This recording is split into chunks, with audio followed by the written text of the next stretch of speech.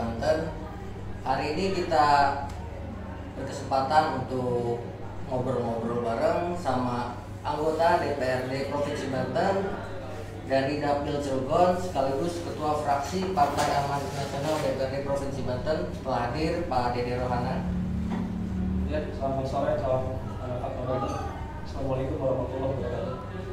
Beliau ini salah satu anggota DPRD yang bisa terbilang cukup muda. Periode pertama hampir cukup tinggi Pak suaranya. Kapan suara Bapak waktu itu Pak? Cukup tinggi. Kita suara saya 2 kali lipat dari suara yang jadi di teman saya Dapil sini.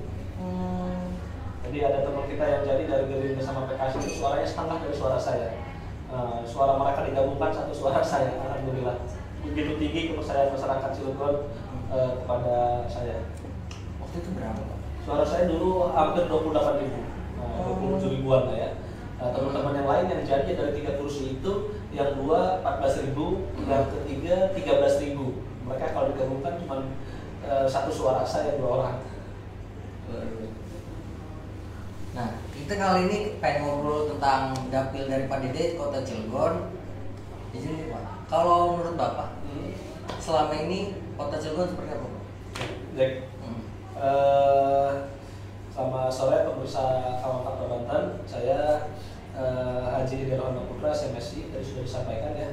Bagi saya Cilegon ini adalah kota industri ya, kota yang penuh dengan potensi, kota yang akan kaya dengan masa depan ya, dan memang masyarakatnya juga sudah bersampur ya dari pendatang dan pribumi, di mana di sana bersinergi dan bisa membangun sebuah kota Cilegon yang kecil dan cantik pada hari ini ya. Tinggal bagaimana potensi yang sudah ada itu, masa depan yang gemilang itu bisa kita wujudkan secepat mungkin ya, segera mungkin oleh masyarakat Cilegon. Untuk itu saya kira dimanapun masyarakat Cilegon yang berada, kita punya masa depan yang bagus, dan tinggal bagaimana SDM kita tata, bagaimana pengelolaan pemerintahan yang baik, bagaimana potensi-potensi industri maupun sumber daya yang ada di Cilegon ini. Salah satunya adalah pada hari ini kita lihat misalnya Cilegon karena banyak bukit ya, itu ada potensi alam juga dan potensi pasirnya juga ya. Bagaimana yang itu dikelola sedemikian rupa supaya menjadi kemakmuran buat kota Cilegon. Ini Pak, kalau bicara Kota Cilegon ini kan sempit tapi cukup kaya ya kan. PRDB kita di rata-rata se-Indonesia, ternyata Kota Cilegon ada di urutan ke-9 di tahun 2020. Artinya 10 besar kota terkaya di Indonesia. Kalau menurut Bapak, tapi kita masih lihat nih Pak, sering nih kayak kalau kita kan di Fakta Banten sering nemuin ternyata ada orang-orang yang hidup di bawah garis kemiskinan gitu. Ini kira-kira pandangan Pak Dede harusnya seperti apa? Ya, gini. Jadi produk domestik regional bruto itu kan dihitung dari produk sebuah daerah ya, yang produk itu yang dijual ya. Tentu karena di kita itu banyak industri, khususnya industri pada modal dari mulai Suwandan sampai Suralaya, maka membuat produk domestik di Cilegon itu cukup tinggi. Maka sebenarnya kalau produk domestik itu memang linier dengan penghasilan kota Cilegon, dengan penghasilan masyarakat secara umum. Tinggal memang dibagi rata-rata dengan masyarakat ya, bukan nilainya gede. Tapi di sini ada ketimpangan. Uang itu misalnya yang berputar itu tidak melulu berputar di masyarakat Cilegon. Ya, uangnya produknya diproduk di Indonesia di Cilegon misalnya ternyata dibagi kepada siapa? Kepada masyarakat di luar Cilegon. Kenapa dibagi ke luar Cilegon? Karena mereka yang bekerja di Cilegon. Nah, kalau kita lihat misalnya para manajemen yang kelas menengah ke atas, mulai dari manajer sampai direktur di perusahaan-perusahaan Cilegon itu rata-rata tidak tinggal di Cilegon. Nah, maka income itu dibawa ke Tangerang, misalnya kan dibawa ke Serang. Maka multiplier effect karyawan tersebut akan dirasakan oleh daerah tempat dia tinggal. Sebagian kelas supervisor, kelas operator ada di Cilegon. Maka yang tadi produk domestik regional bruto itu yang tinggi itu tidak linear, memang tidak dirasakan sama rata oleh masyarakat Cilegon pada umumnya. Jadi ada ketimpangan, ada yang besar-besar ya, tapi ada yang garis kemiskinan masih ada di Cilegon itu. Tapi memang harus kita syukuri, tidak seperti mohon maaf daerah Banten Selatan sana ya. Saya kemarin diskusi dengan dinas Perkim di Cilegon itu, rumah tidak layak huni banyak di Cilegon ya. Tapi tidak layak huninya di kita itu misalnya dia sudah setengah permanen Tapi kalau di daerah-daerah Bandung Selatan tidak layak huninya benar-benar dari lantainya masih tanah, dindingnya masih gubuk gitu. Kalau di Cilegon hampir agak sulit mencari seperti itu. Ada yang rumahnya semi permanen tapi rusak, ya. Tapi kan minimal dia sudah ada semi permanen, sudah pakai tembok. Memang agak kesulitan kalau kalau dibandingkan dengan daerah-daerah lain, Cilegon agak lebih beda lah. Maka kemarin yang sasaran usulan untuk laku Cilegon itu memang banyak yang dicoret juga karena tidak memenuhi kriteria. Ada yang rumahnya gubuk, tapi dia tidak pada posisi tanahnya. Ada di jalur raya kereta kan tidak bisa dibangun, di jalan di tanah KS kan tidak bisa dibangun, harus tanah milik dia kan. Tapi kalau di daerah-daerah Bandung Selatan misalnya rumah tidak layak huni itu rumah yang benar-benar lantainya itu masih tanah gitu ya, dindingnya memang masih dari kayu, masih dari bilik gitu ya. Kalau di kita agak susah memang yang mencari yang seperti itu, tapi masih banyak yang rumah-rumah layak huni tapi minimal sudah semi permanen. Nah ini kita dorong juga tuh. Jadi memang Cilegon sebenarnya produk profesionalnya memang tinggi, tapi tidak menyeluruh, tidak merata. Ada sebagian masyarakat kampungan itu yang di lingkungan dalam ya memang masih di bawah. Makanya kriteria kemiskinan kita kan masih cukup juga tuh, masih ada berapa persennya ada. Ya. Iya, Pak. Ini kan kalau di bahasa masyarakatnya kan sederhana nih. Oke. Terkait tadi kan kata Bapak kan ternyata industri kita industri padat modal gitu kan Pak. Jadi masyarakat mah samping-sampingan doang kan pabrik ya atau kecipratan debunya doang gitu. Tapi ternyata penghasilan atau dampak masyarakat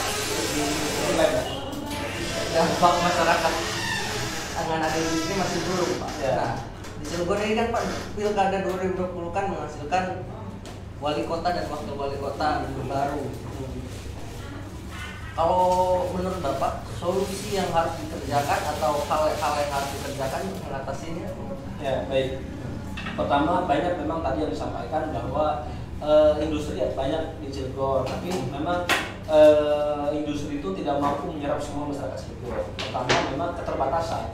Industri yang ada di itu kan yang ada di kita industri padat modal.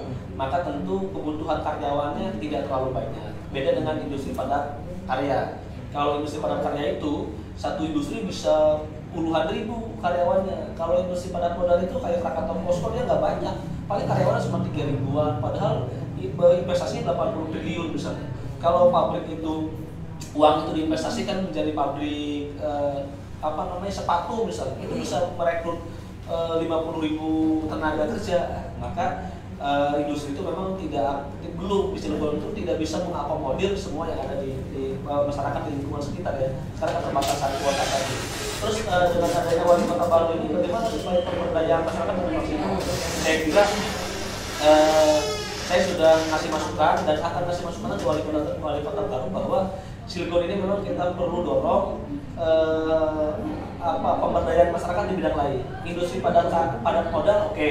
Tinggal bagaimana masyarakat kreatif, industri kreatif misalnya kan kita dorong, industri pariwisata kita dorong. Termasuk kita juga ingin di Cilegon itu ada industri padat karya. Nah, industri padat karya ini supaya satu industri bisa puluhan ribu menyerap tenaga kerja.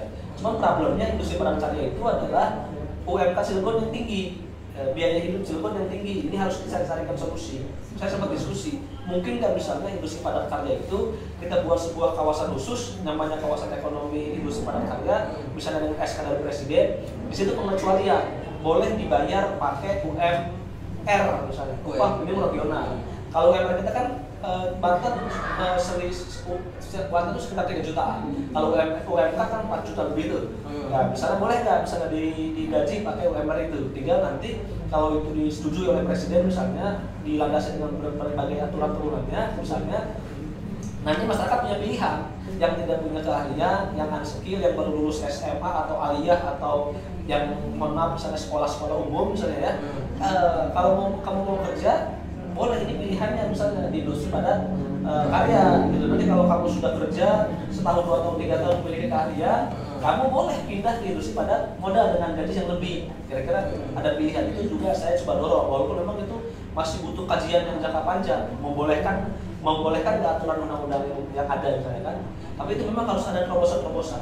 Kalau tidak ada terobosan seperti itu, saya yakin wali kotanya siapapun, tingkat pengangguran, tingkat kemiskinan Cilegon akan sulit untuk dituntaskan.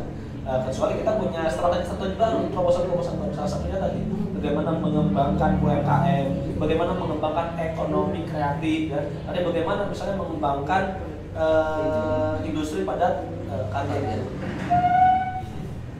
Kalau di provinsi sendiri kan ini periode pertama Pak ya? Betul, ya saya belum pernah nyalon, baru kemarin nyalon di DPRD provinsi dan alhamdulillah mendapatkan kepercayaan dari masyarakat. Ada di komisi berapa? Saya komisi 4. Yang Komisi 4 itu kita menangani infrastruktur ya, pembangunan dan lingkungan. Kita yang limbah ya, yang AMDAL, masakan lingkungan dari kita. kemarin saya ngeliat itu tuh di postingan Bapak katanya terkait Bapak kemarin ke Surabaya. Surabaya betul. Itu apa? Ya, jadi kemarin reses yang akhir tahun kemarin memang ada salah satu peserta reses itu beberapa perwakilan lah masyarakat Cilegon itu yang mata pencahariannya nelayan. Nelayan itu memang nelayan Cilegon khususnya memang mengeluhkan tempat sandar perahu mereka. Mulai dari Tanjung Leneng Ciwandan, mulai dari nelayan Warnasari maupun Merak. Mereka agak kesulitan.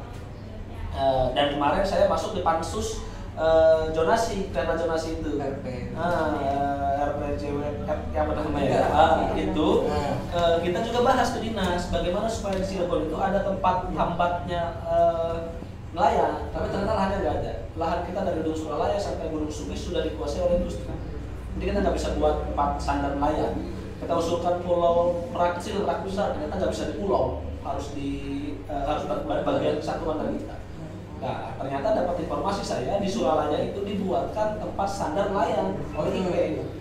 Nah, akhirnya saya kunjungan, saya minta ke sana, saya minta kunjungan ke sana. Alhamdulillah direkturnya Pak Sabto, wakil direktur engineering juga Pak Yudi, sama kemarin itu Deputi ya Pak Haji Karim juga dia mendampingi saya. Dia menunjukkan Pak, alhamdulillah PRT 910 itu tidak menggusur nelayan.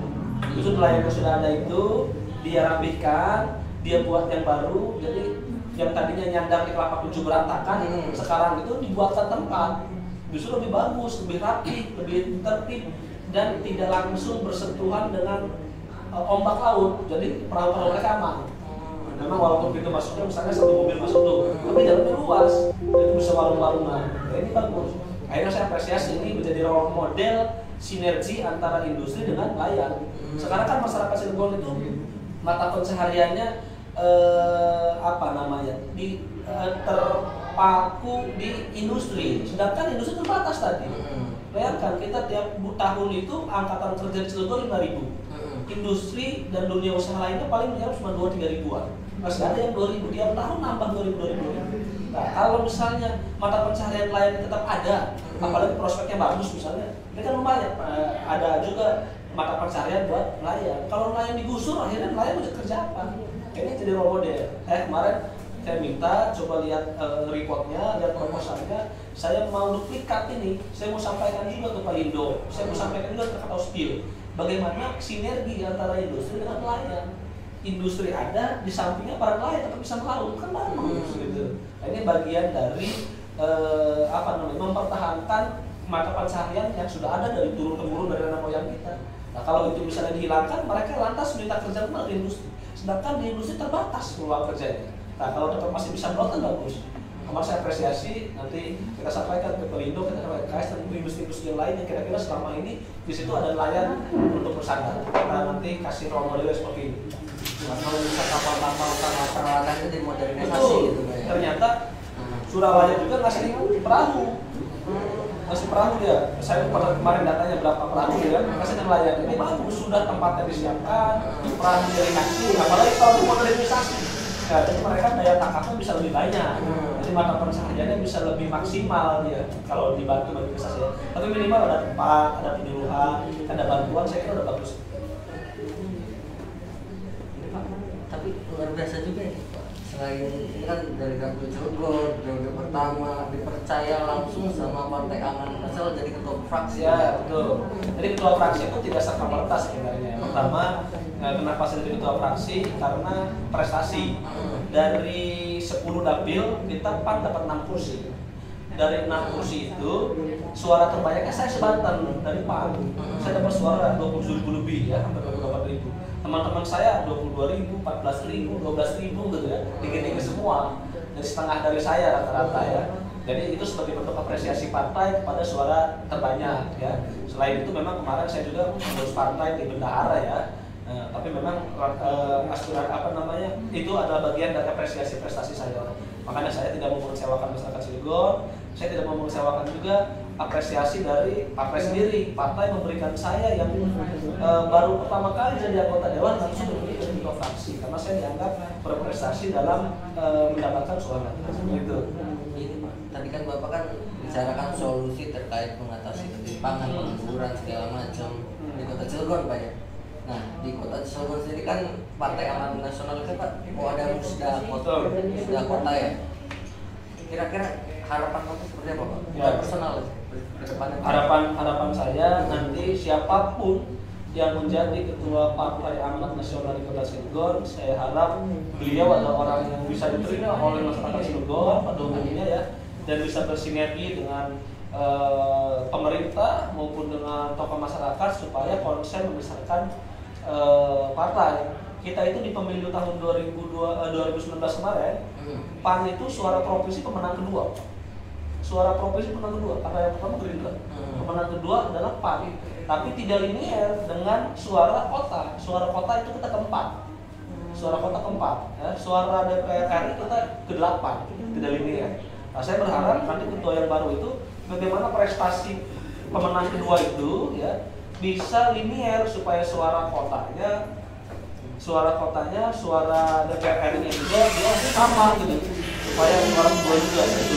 Dan yang tidak kalah penting adalah bagaimana supaya kita berpartai itu bermanfaat buat masyarakat, bermanfaat buat Cilegon ya. Buat apa kita membesarkan partai kalau di Cilegon masih banyak kemiskinan? Buat apa kita berpartai kalau di Cilegon masih banyak pengangguran? Jadi bagaimana kita berpartai kalau di Cilegon masih banyak orang yang susah sekolah dan susah untuk berobat? Saya kira tujuan akhirnya adalah politik itu adalah bagaimana mensejahterakan masyarakat. Endingnya seperti itu. Maka untuk itu ketua DPD ke depan itu selain membesarkan partai adalah bagaimana supaya partai itu bermanfaat buat masyarakat Cilegon, bukan hanya bermanfaat buat dirinya sendiri. Seperti itu. Mungkin masuk ke sesi terakhir dari Pak Dede Rohana, closing statement terkait harapan, terkait mungkin ada gagasan Pak Dede Rohana di 2004 kita calon DPR RI atau DPRD provinsi lagi, atau mungkin calon wali kota di Kota Cilegon atau langsung nyalon gubernur. Silakan Pak. Baik, saya kira pertama saya ucapkan terima kasih banyak kepada masyarakat Cilegon dan mohon doanya mudah-mudahan saya tetap istiqomah, mudah-mudahan saya tetap diberikan kesehatan, diberikan kekuatan untuk bisa menunaikan amanah yang mulia ini supaya saya bisa bekerja maksimal, supaya saya bisa bekerja sesuai dengan harapan masyarakat Cilegon. Terkait dengan berikutnya saya serahkan kepada masyarakat Cilegon, apakah saya kalau masyarakat Cilegon mendorong saya untuk DPR RI atau mendorong untuk wali kota, saya sih nating tulus saja. Yang penting niat saya adalah baik, bagaimana membangun Cilegon, bagaimana membangun masyarakat kota Cilegon. Mungkin demikian. Sekian dari Persepsi Fakta untuk episode kali ini bersama Pak Dede Rohana Putra. Kurang lebihnya saya mohon maaf sebagai host. Wabillahi taufiq wal hidayah. Wassalamualaikum warahmatullahi wabarakatuh. Waalaikumsalam.